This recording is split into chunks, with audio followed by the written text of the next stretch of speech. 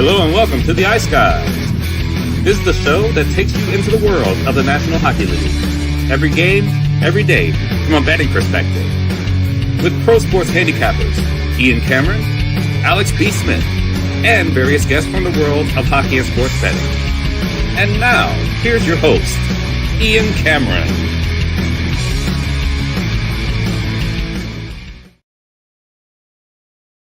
Welcome to the Ice Guys, Sunday, December the 8th. Ian Cameron with you. Alex B. Smith will be with us momentarily as well, ready to break down the Sunday NHL card. We got 7 games on tap for this Sunday. It's actually a larger Sunday NHL slate than usual, especially when NFL football season is still going on. So looking forward to talking about these games today on this Sunday slate. Looking back on a Saturday that, wasn't the best Saturday for me from a betting perspective. A lot of entertaining hockey to watch, though, at the end of the day, when we look back on what we saw yesterday. The Buffalo Sabres losing 5-2 at home to the Utah Hockey Club. Lindy Ruff was not exactly thrilled with his performance, or his team's performance, rather, in that game, nor should he have been. Not good enough defensively, obviously. A lot of mistakes, hemmed in their own zone. Just a really, really disheartening effort for a team that was looking for, a little bit of a bounce back after a couple of losses. They've had a rough homestand coming back from that great California trip, and it seems like forever ago.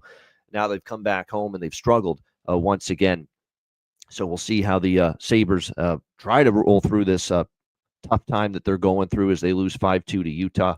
Boston, what a comeback by them against the Philadelphia Flyers. Down 3-1 going into the third period. They rally back, 3 unanswered goals, and they beat the Philadelphia Flyers 4-3.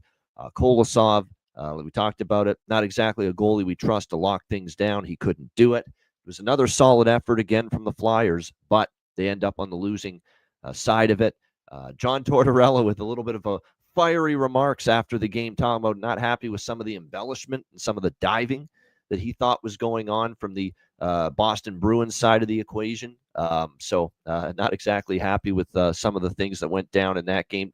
Classic Torts, explosion, I guess you could say, after the game, although it's still nothing like what he used to do in his prime. But Bruins 4, Flyers 3 in that one. Unfortunately, at least for one game, the new coaching bump, it lasted a period for Chicago. But Winnipeg ends up with a 4-2 victory over the Chicago Blackhawks. 2 goals in the first, nothing after that for Chicago. That being said, there were some good signs for the Blackhawks in that game, especially that first period was good. They didn't generate much, though, in the last 2 periods. And last 2 periods, the first period looked so good, fast, exciting. Defensemen jumping into the play, real aggressiveness on offense. And then we saw in the last 2 periods of that Winnipeg-Chicago game, 6 shots on goal in the last 2 periods combined. Now, Winnipeg did a good job keeping things to the outside, but it kind of looked like Luke Richardson was still there behind the bench in the last 2 periods of that Chicago game. So 4-2 in favor of the Winnipeg Jets in that game as they come back and they get the job done against the Blackhawks. The game does go over the total, which is good. At least we get something out of that game. How about the New York Islanders? 4-3 against Carolina. 4 goals in the second period. Carolina totally dominated the Islanders, and it probably was one of the better periods of the season for Ilya Sorokin, because he's the only reason Carolina did not tie that game, much to my chagrin, having the Hurricanes team total over. Did have the 5.5, though, over, so at least we got a split there. But the Islanders, after a really rough stretch of hockey, able to get the job done against the Carolina Hurricanes with that performance last night, 4-3 over Carolina. Florida with a 3-1 win against San Jose. Very workmanlike effort. They got on the board early and pretty much cruised from that point on with the 3-1 victory there. Colorado 2-1 against Detroit. And it's the first game all year that Colorado has a lead after the first period. So that's their first time, if you can believe it. Crazy. That I should say. First time after the first period that they've had a lead after the opening period. Washington with a 4-2 win against Montreal. They should just call this the Tom Wilson legacy game. I mean, this guy was just absolutely amazing. Comes back with 2 goals after taking that puck with the fucking, like he's got a potato wedged in his cheek. I mean, it's just absolutely amazing. The toughness, the dexterity. You're out with a hangnail and a little nosebleed knocks out a baseball player or a basketball player from a game. And here's Tom Wilson coming back after a situation like that.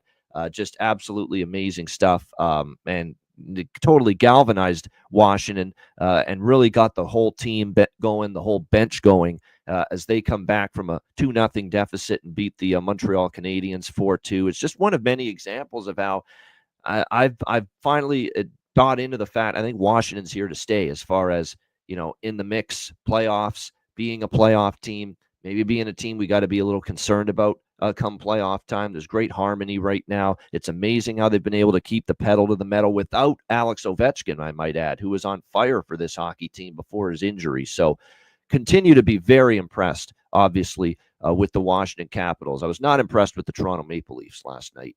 They lose 5-2 to the Pittsburgh Penguins. Did get the over, but the team total, man, you know what that looked like last night for Toronto? And I look back at their schedule this week, and I'm like, yeah, I could see why maybe they sucked so bad in the third period last night. Monday, Wednesday, Friday, Saturday. That was their fourth game in 6 nights. They played a lot of hockey this week, and it looked like a team that played a lot of hockey in that third period. They had nothing in the tank.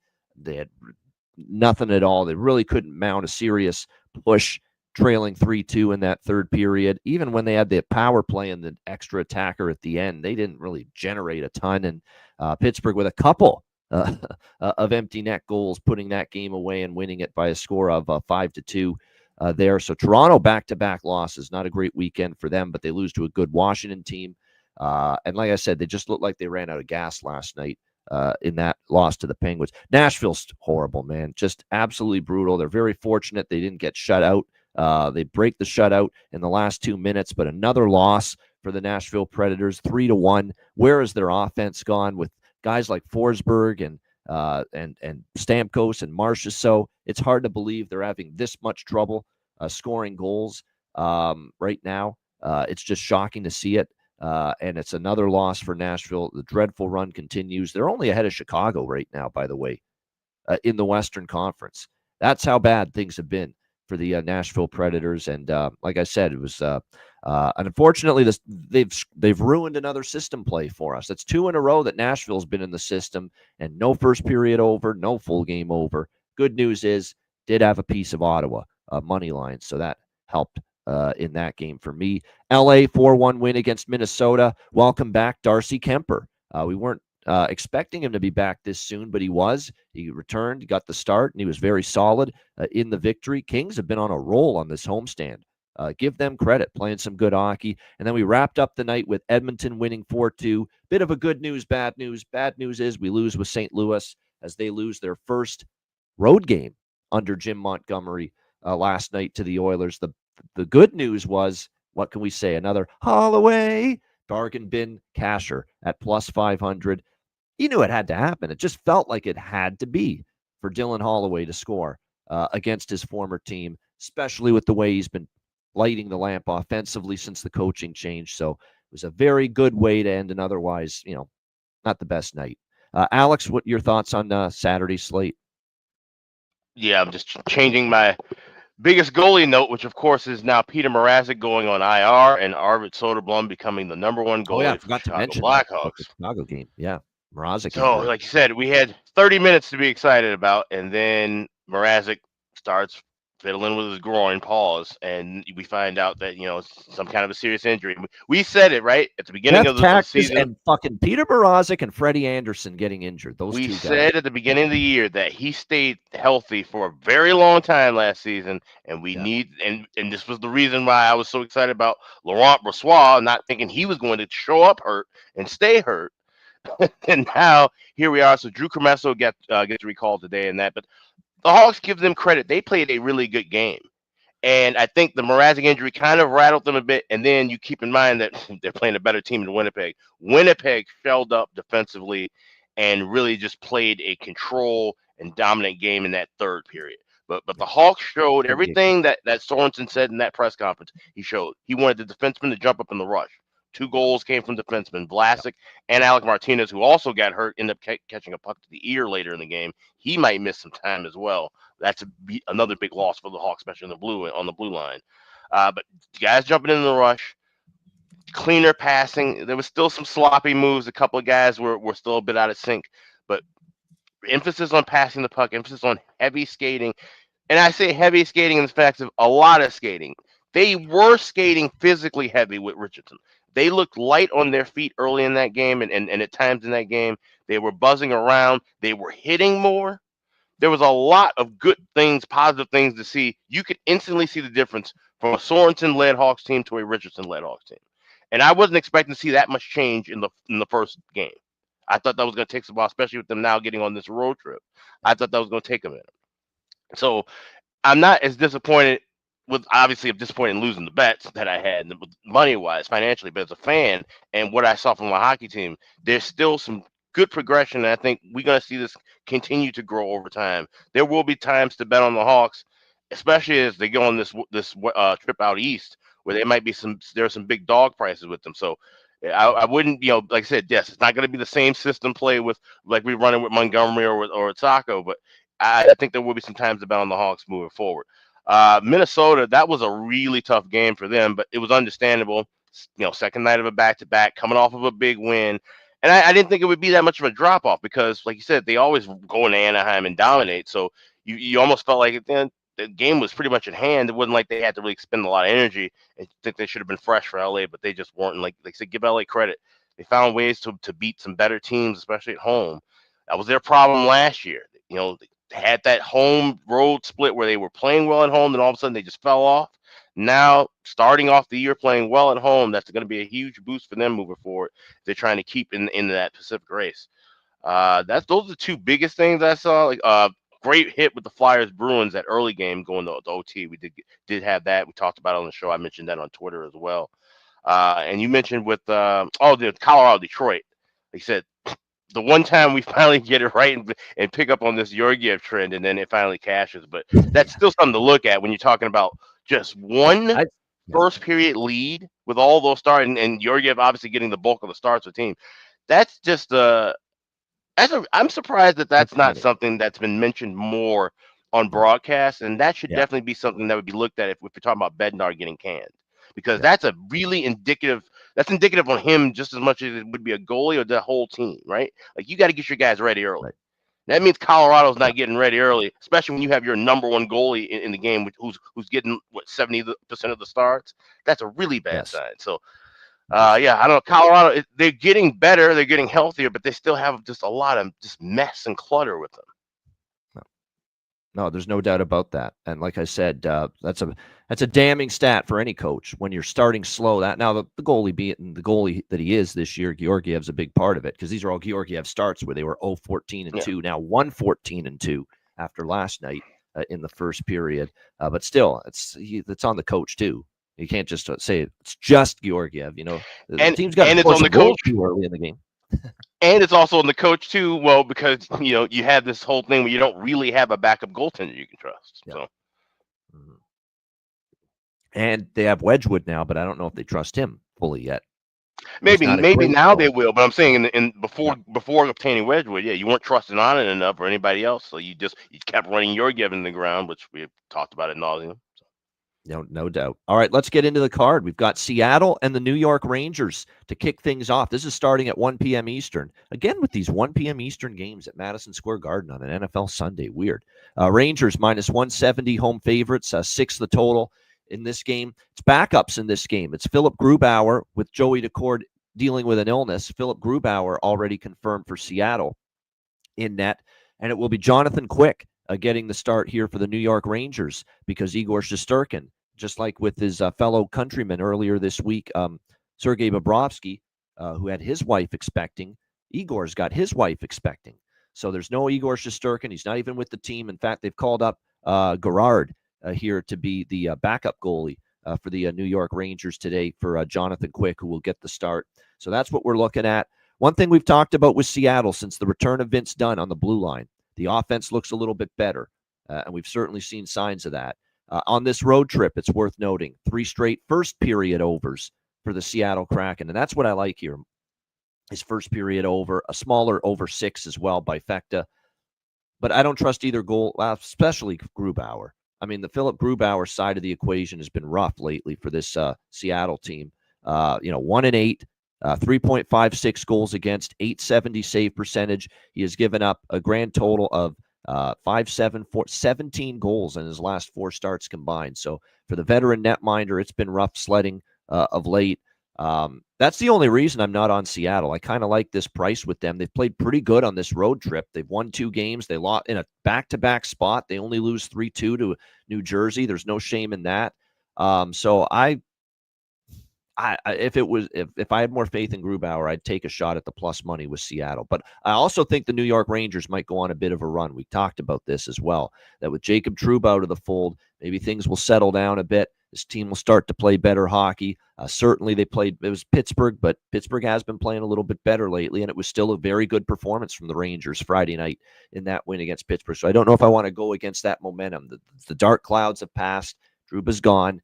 And maybe this team now, it's actually a weight off their shoulders, and they get back to playing some better hockey that they're expected to play than what we've seen the last few games. So I do like the over by Fekta, and I like the first period more than the full game. That's the way I'm approaching this one. Alex, what do you think here? Seattle, New York.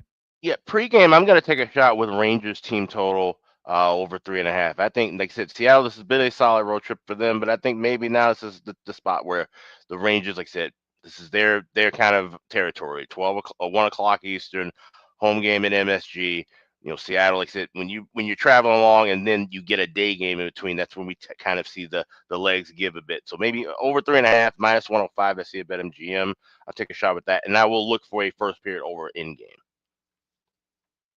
5-2, by the way, last year at Madison Square Garden for the Rangers over the Kraken. So your team total would have hit.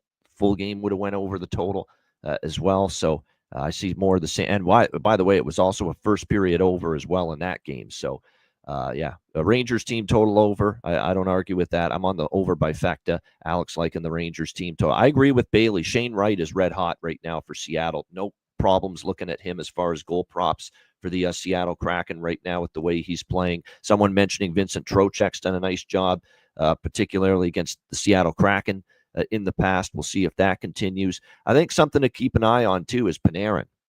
Is maybe he going to get on a bit of a hot streak, because that was a better game from him against Pittsburgh. Talked about how the guys that when the Rangers were slumping that were kind of carrying the team were Will Cooley and Kaapo Kakko, and no disrespect to them, but that's great, but you need the big guns to get going. And finally, we started to see some of that in the win against Pittsburgh on Friday night. All right, next up, it's Tampa Bay, Vancouver. This is an afternoon affair taking place in Vancouver. So 1 p.m. local start, 4 p.m. Eastern time. We've got even money, minus 110, 6 the total. We expect Vasilevsky for Tampa. Kucherov is the big question. He's missed, obviously, the last couple of games, the San Jose and the Toronto game. He is still day-to-day. We haven't heard an update. They haven't talked to the media. You rarely get them talking to the media on a Sunday. But if Kucherov comes back, that's obviously huge, but we don't know that just yet. What we do know, speaking of coming back, is we know Thatcher Demko is back for Vancouver, and he backed up Lankinen on Friday night against Columbus. It kind of makes me think he's going to get this first start here. Obviously has not played this year for the Vancouver Canucks, and they say he looks good in practice. Rick Tocchet and the coaching staff say he's kept himself ready, is ready to go. Lankinen's done yeoman's work, being the number one goalie in the absence of Demko, but I believe it's probably going to be Thatcher Demko's return, although that has not been confirmed yet. But from all reports, everything I've read, I expect Demko to get this first start of the season here for the Vancouver Canucks. You look at this matchup, Tampa Bay, 8-1 the last 9 versus Vancouver. So they have definitely had the better of it. But last year, the one game of those 9 that Vancouver won was the game at home against Tampa back in December last year, winning 4-1. Tampa's off the 8-1 beatdown against the San Jose Sharks. 4-8 for Vancouver at home, but only 5-6 for Tampa on the road. We talk about this with Tampa, being on the road. It's hard to trust them. I don't actually have a strong feel, believe it or not, for this game. I think you can make a case for either side. I certainly saw why Vancouver got the win the other night against Columbus, 5-2, a horrible start. They managed to obviously bounced back with 5 unanswered goals after that terrible first period, but they can't start like that against Tampa Bay tonight, and expect to be able to come back like that. So we'll see how this one plays. I have a small lean to the over, but nothing strong. Just because Vancouver has actually been an over machine, if you can believe it. They've actually gone 7-2 to the over in their last 9 games, but we did have a couple of unders when these teams played each other last year, so it kind of takes me off that as a strong opinion. So nothing much here, just going to watch and observe, see what happens. Alex, what do you think? Lightning Canucks? Yeah, if it is Demko confirmed, I will take a small shot with the first period over. Maybe he's a little rusty early, like I said. I wouldn't want to get too heavily involved in this one if it's his start. I want to watch him and observe, like I said, how is he doing? Is he going to be in the form where he takes his number 1 spot back? Because Lincoln has played so damn well, especially on the road. I could see this being a 1A, 1B situation for the time being, while Demko, even if he's fully ready to go, but still just get him acclimated back into the rotation a bit rather than just throwing him right back into the fire. You have no reason to do that because of how well Lincoln's played. So yeah, it's a wait and see for me. Yeah, I agree with that. It's like I want to see how this one goes. And like I said, Vancouver got their big win not big win, but their win returning home in a tough spot against a Columbus team. But now, of course, we've got a situation where now it's the second home game. They still don't have a great home record this year, the Canucks, but Tampa doesn't have a great road record. So that's why I said it's a good watch and observe game for me. Islanders and Senators. We've got Ottawa minus 140 home favorites, 6 the total in this game. It's back-to-back for both of these teams. Both of them off victories. A rather surprising victory for the Islanders, 4-3 against Carolina last night. Ottawa, meanwhile, with a 3-1 victory over the Nashville Predators. Certainly been a nice couple of games here for Linus Ullmark. He's really played a lot better. He's given up just the 1 goal in those last 2 appearances as starts against the Red Wings and the Predators. Played well in both of those games. Again, we have both teams playing on the second night of back-to-back games. I'm looking at the Islanders right now, just looking at the numbers quickly. They've only been on a back-to-back twice. They're 1-1 this season on the second night of a back-to-back. The Ottawa Senators, they've only been on a back-to-back. I'm just seeing one, just once, and they were 1-0. And that was, 1-0, and that was November 1st and 2nd. And then they won the second game of that back-to-back. So not a lot of teams have been on the back-to-back here of late. This is another game where it's just a weird spot. It's an Islanders team that actually has been just as good on the road as they've been at home, which isn't saying much because they haven't been good, period. But 5-10 on the road, 5-8 at home. Ottawa's been good at home, 8-5-1 this season. They're off a home win to Nashville, 2 in a row. You're going to get a battle of Sorokin. It shouldn't be Sorokin because we saw Sorokin last night. It should be Forsberg. No, it is. It is. No. Ross said that Sorokin would get the start again as well. Okay, they don't want to put Marcus Hogberg in there. I don't blame them. You don't want to throw the young kid in because Varlamov's on IR. But that's interesting because Hogberg, this would be him going against his old team. So you think, I'm surprised he's not getting that start actually. But I did read that on goalie post that Waz giving him. Wait, give the quote right now from A Gross Newsday on Twitter. Ross says pregame today that plans to also start Sorokin tomorrow in Ottawa. That was from yesterday. All right, there we go. Good stuff indeed. So that makes sense. I mean, I guess, but I don't always like goalies starting on back-to-back games. That's always a little bit of a concern for me. But the one thing I do remember is taking Ottawa at home against the Islanders earlier this season. I remember being on Ottawa against the Islanders, and the Islanders won 4-2. So I don't know if I want to go back to that. Well, maybe take a shot with the over. Islanders have gone over in 2 straight. Ottawa, and the Islanders have had some over series history of late. I'm looking at it 4-2, 4-3, 5-3 were the scores in the last 3 meetings. Forsberg's a bit of a downgrade from Ullmark, and we expect him in net. So I'll sprinkle on over, but I like the draw. I'm going to take my shot here with the draw with the Islanders and the Senators. We got 2 teams out of the division, or not in the same division.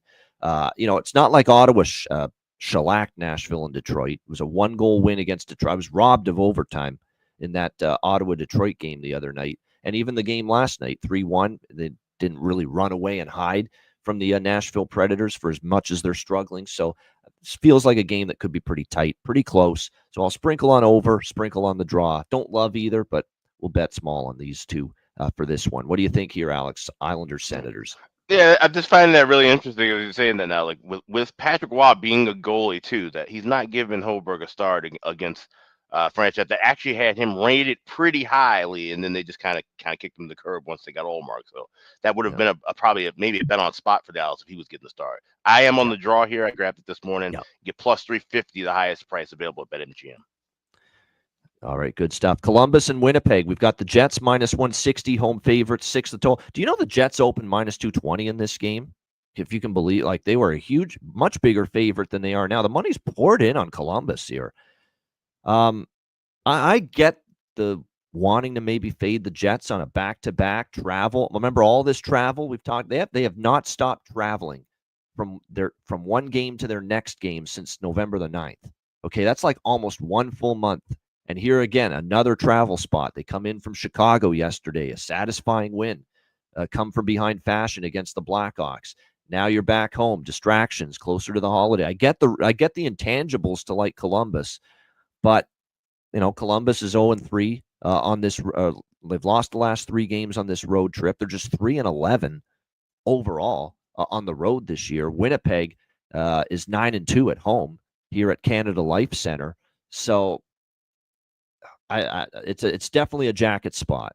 I agree. I think it's definitely a tricky spot, a very worrisome spot for Winnipeg. All this travel, they've had a couple of nice road wins at the end of that trip with the Buffalo game, the Chicago game. You're back home, but I mean the value's been taken right out of this thing.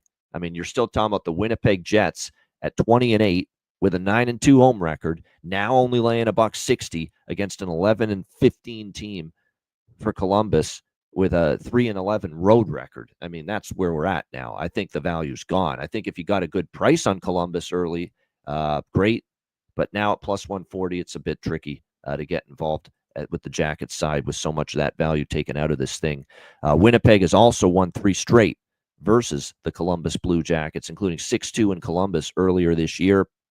They shut them out 5-0 the last time Columbus was here in Winnipeg. So I agree, Columbus spot. Don't love the price, though. Alex, what do you think? Jackets, Jets. Yeah, it's rare that we get to say in the NHL that there's a game where we missed the boat on the price. Like you said, we should have grabbed Columbus earlier, and that will happen as we get into the certainly as we get out of that Four Nations break. There will be times where you want to bet on games on the overnight lines because they will move.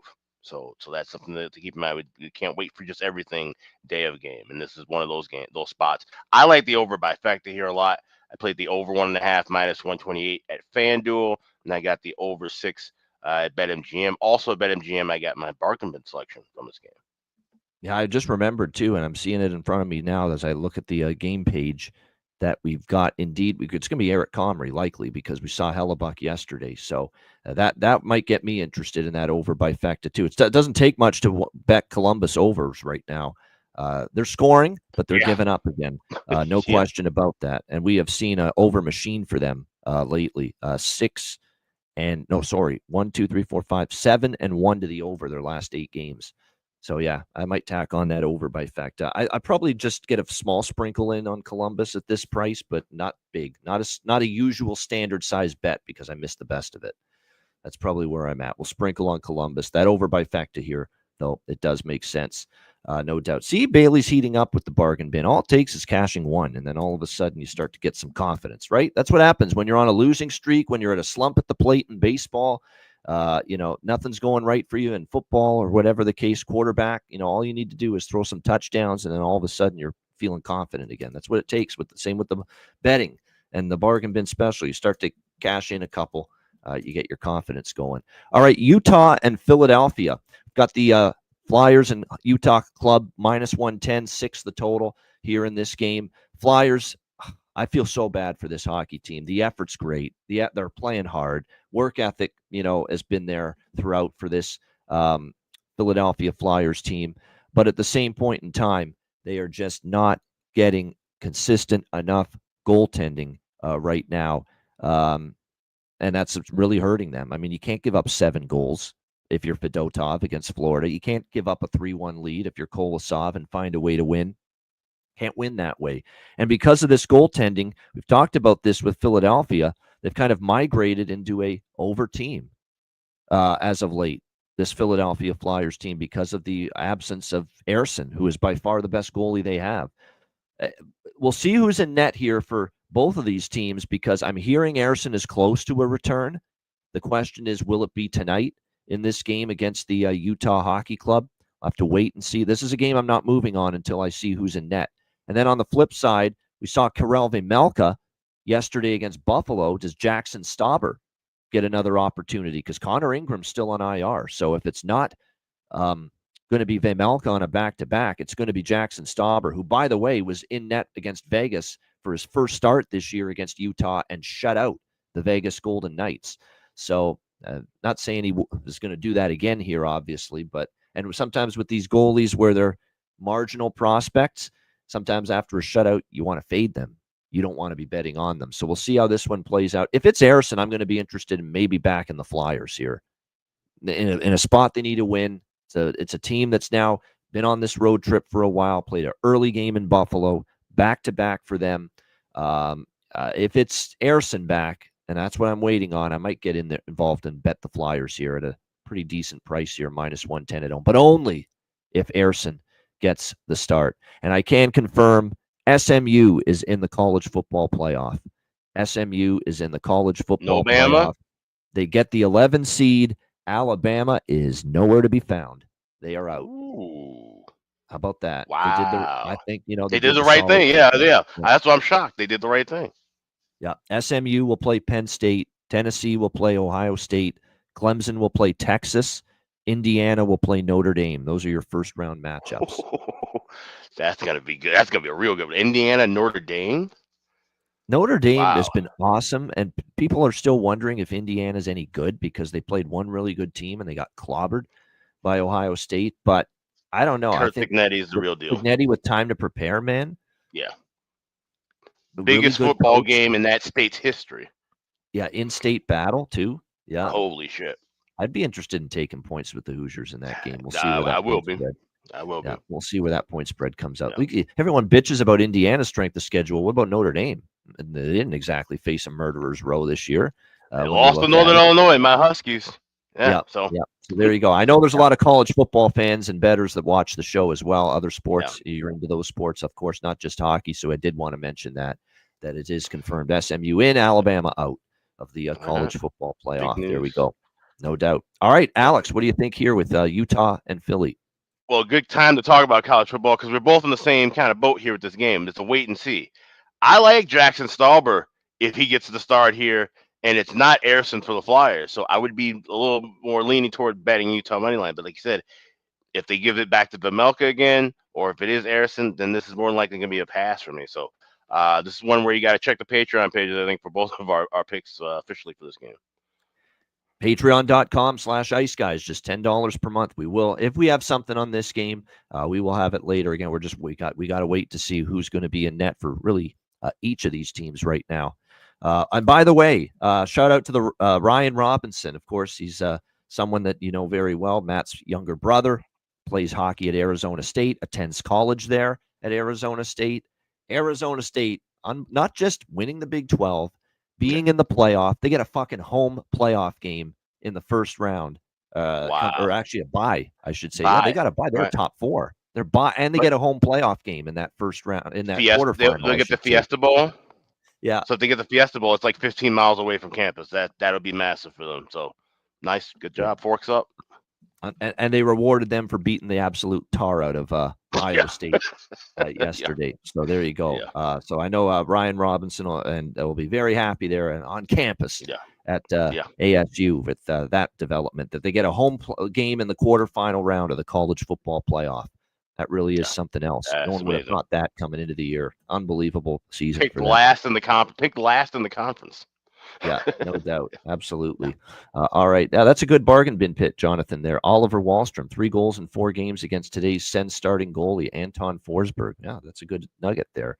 And Oliver Wahlstrom's one of those guys for the Islanders. I keep expecting him to be better offensively, and he's just been very erratic, not giving them the goods, I thought. All right, we got 2 games left. Colorado, New Jersey. Devils -155, home favorites, 6.5 the total.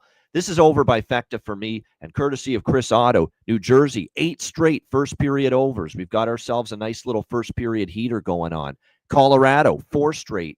Well, it was 4 straight first period overs until last night. So still 4-1 first period over the last 5 games. You're going to get Wedgwood versus Allen backups here for both of these squads. Avalanche and Devils. Scott Wedgwood for Colorado. Jake Allen for New Jersey. Actually, Wedgwood didn't play that bad, even though he gives up 5 goals. It could have been worse because Carolina heavily outplayed Colorado in that game. But, I still think it's going to be hard for him to keep this New Jersey Devils offense down. They've been on a really nice job lately, lighting the lamp, scoring 3, 4, 5 goals, with regularity as of late. So we'll see how that goes. Colorado back-to-back on the road for them. Rest advantage for New Jersey because they played last on Friday night at home against Seattle, getting that 3-2 win. So definitely scheduling advantage here for New Jersey. Do I want to lay minus 155, though, with them and Jake Allen? No. I just think over by Fecta. Just keep it simple. Like I said, 8 straight overs for New Jersey. I think we see goals early and goals often here tonight. Alex, what do you think? Colorado, New Jersey. I'm not looking at the total here. I'm taking the draw plus 350. And I know, like I said, it's definitely advantage in New Jersey, but you're looking at the Avs with Wedgwood and net. This is his old team a couple of times over. And if you look at his numbers against New Jersey, 3-0 with a 1.28 goals against, a 958 save percentage, and a shutout. So he's gotten geared up playing against this team that he's been a part of a couple of times. So maybe we see a good start out of him again, and maybe this one's kind of close. I'll take a small shot with plus 350 on the draw. All right, the draw. You can't deny those numbers. Allen historically against Colorado, very strong. What, 3-0 and a sub 2 goals? No. That's Wedgwood against the Devils. Oh, Wedgwood against the Devils. My bad. Yeah, no team, question. So, and by the way, we mentioned we like kind of the over by Fecta in that Columbus game. And if I grab Columbus, I should split it with the team total. I agree. With Comrie and net, that's probably what I'll do with the Jacket side. But I want to mention with the over by Fecta, the first period over, Columbus 11-2. 11-2 to the first period over in their last 13 games. So they've been on quite the first period over run of late. So and now you're going to get a versus Comrie matchup. That ain't Bobrovsky versus Bob Essensa from back in the day. That's for sure. No, and we do have news. Jackson Stauber is confirmed for Utah, so I will be on Utah money line. But now with Stauber confirmed, so I'm taking a shot. All right, like in Utah with Stauber. Stauber's off a shutout against Vegas. His 1 start this year for the Utah Hockey Club. We'll see if he can follow that one up with another solid outing here on the road against the Philadelphia Flyers. All right, final game for this Sunday slate. Calgary Flames taking on the Dallas Stars. Got Dallas minus 220, home favorites. The total 6, pretty much across the board in this one. So Calgary, let's give them some credit. With the road trip was not good for them. Obviously, it was a horrible road trip that they had just recently, but they came back home and they got a very good win against Columbus on a very emotional night there for Johnny Gaudreau. There's no question, all the emotion in the building. It was pretty evident throughout that night, no doubt. And against St. Louis the other night, very tough loss. I mean, a game that they played well enough to win, but they fall short. They lose 4-3 in overtime to the St. Louis Blues. We will see if they can bounce back from that. Here's the problem, though, with Calgary. Now they're back on the road where they've been absolutely wretched. And 3-10 for the Calgary Flames on the road this year. They lost every game on that 4-game road trip that they had a couple weeks ago. Ottawa, Detroit, Columbus, Pittsburgh. I mean, that's not even a great slew of opponents. And they ended up losing all 4 of those games on the road trip. Now they're going to Dallas. Dallas is off back-to-back losses to end their mini 3-game road trip, losing to the Kings and the Golden Knights. They're going to be looking to bounce back here in this one. Certainly a Dallas spot. Calgary awful on the road. I'm just going to go Calgary over 3.5. Dallas. Let me get this right. Dallas team total over 3.5 for me in this one. Calgary on that road trip. Another thing they had a problem with was the defense didn't play as well. You look at some of these home games, Alex. 2-0 shutout win, 2-1 win against the Islanders, 3-2 against the Rangers, 3-0 against Columbus. Good defensive numbers for the Calgary Flames at home. On the road, not the same story. They allowed 4 to Ottawa. They had the one game where they only gave up 2 to Detroit, but Detroit's been in an offensive funk lately, and we saw it again yesterday and in the Ottawa loss. And then they gave up 5, and they gave up to Columbus, and they gave up 6 to Pittsburgh on that road trip. So it's just been a totally different Calgary team on the road, and they're facing just a Dallas team that I think is just chomping at the bit, ready to bounce back. Yeah, you can't deny the success. Calgary, long-term, 5-2 the last 7 meetings versus the Dallas Stars. But they just weren't any good on that last road trip, and they play like that like they did on that road trip tonight in Dallas. They'll get beat, and Dallas will put up 4, and that's the way to approach it, because there's not much value with minus 220, and I don't even like the regulation price all that much with the Stars. So Dallas team total for me over 3.5, minus 112. Alex, what do you think here? Flames, Stars. I'm just going full game over 6. Like I said, that Calgary trend against Dallas is pretty strong. And I don't like backing, like I said, Calgary, like I said, on the road. But I don't like backing Dallas here, laying this kind of a price and off of their own road trip. I just think those two sides kind of cancel each other out. Not crazy about the draw either, but over 6 and at a pick and price, I definitely will go with that. Very good. All right, good stuff indeed. Shout out to everyone in the chat. Hit the like button. Appreciate it very much. 340 live viewers watching on YouTube. Appreciate it very much. Reminder, make sure you sign up and subscribe at patreon.com/Ice Guys, just $10 per month. And again, we've got goalie charts, totals charts. We've got, of course, bonus content. We're going to be uploading our latest edition of the Ice Guys Players Suite, an in-season edition of the show coming up at the end of the week. So stay tuned for that. We're going to have live exclusive betcasts for Patreon members only starting in January. We're going to bring those back again. Looking forward to that. And, of course, our daily Ice Guys show, betting card, sides, totals, player props posted each and every day on the Patreon page. So make sure you check it out. Patreon.com/Ice Guys, just $10 per month. And good point by Landon regarding Alex liking the over in that Flames Stars game. 6 straight meetings, Calgary versus Dallas, have gone over the total. So there you go. Yeah, I did forget to mention that. All right. How about that store? Yeah, right. Get the switch up. Yes, Ice Guys store. Ice Guys at myspreadshop.com. Today is the last day where you can save 25% off and get free standard shipping on your order. You'll have it just in time for your Christmas presents for you or your loved ones. So don't miss out on that. I even got to order some things today. So check that on out. 25% off and free standard shipping expires at midnight Eastern, 11 Central. Don't miss out on that. That's iceguys.myspreadshop.com. All right, there you go. Make sure you check that out. Yeah, I don't even mind taking the Dallas team total with Wolf in net, Aaron. I like Wolf. We all like Wolf. There's no doubt. But Wolf got hung out to dry on that road trip, and he couldn't bail them out. You know, if they play like defense on the road tonight like they did on that last road trip, Wolf's not going to be able to do anything about it. You know, they did not play good defense as a team on that road trip. And like I said, Dallas probably is not going to take Calgary lightly off the back-to-back losses. So we'll see how that one plays out. All right, great stuff. We'll be back with Bargain Bin Special of the night. Let's see if we can get another winner on the board with that, and best bets coming up right after we hear from our great Ice Guys sponsors.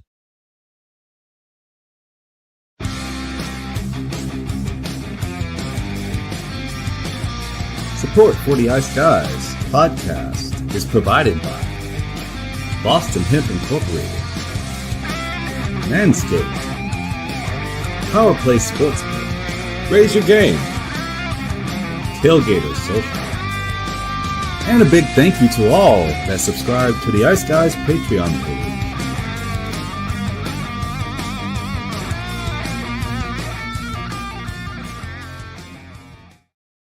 Everyone loves a perfect pair. Bacon and eggs. Thunder and lightning.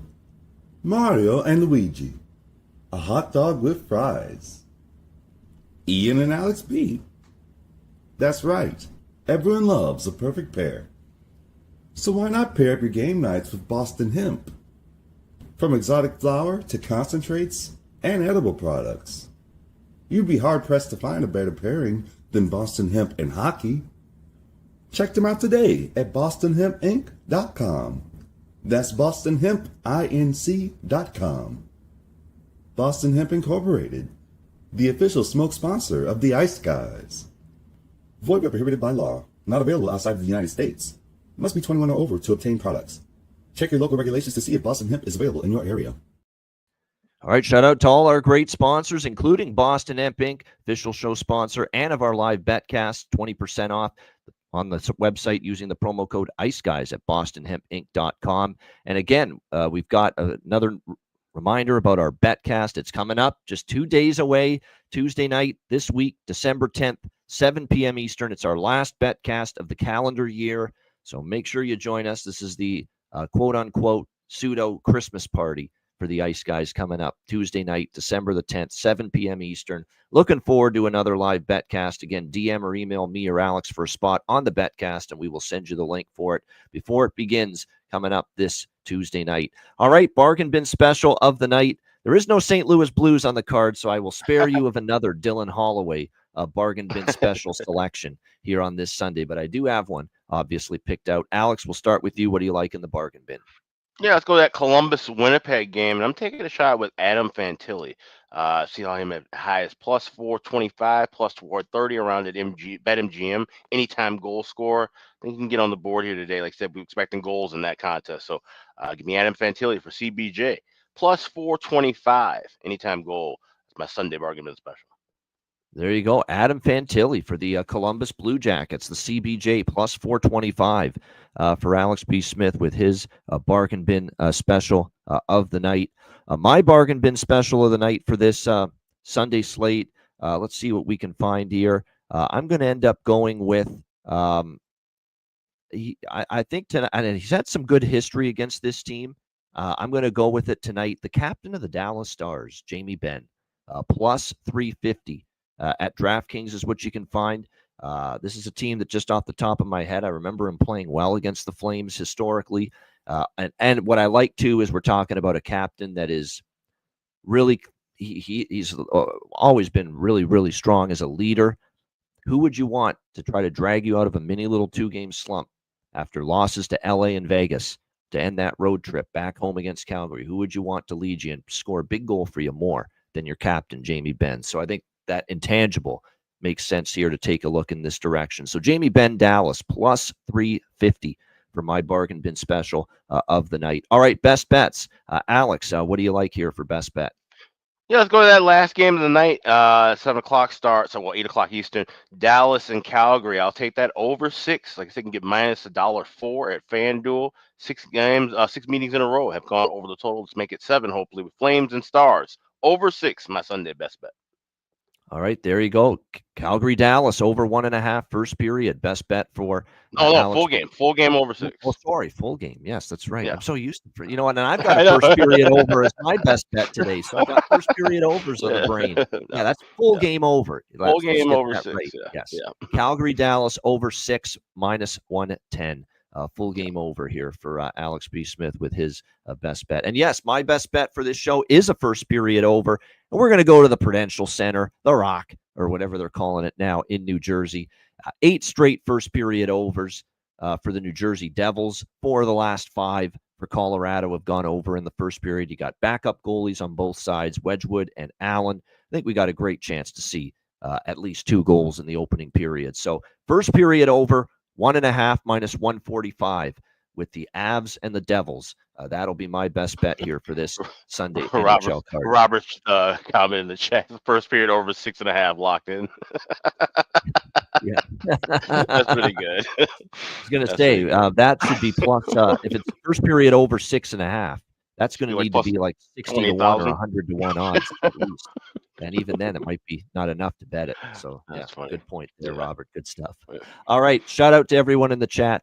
Hit the like button on the way out. Appreciate it very much. A reminder, the Ice Guys is live 7 days a week, Tuesday to Friday, 2 p.m. Eastern, Saturday, Sunday, Monday, noon Eastern. If you can't watch the show live, download the Ice Guys podcast in audio form on all major podcast platforms, Google Podcasts, Apple Podcasts, Spotify, Stitcher, iHeartRadio, Amazon Music, and more.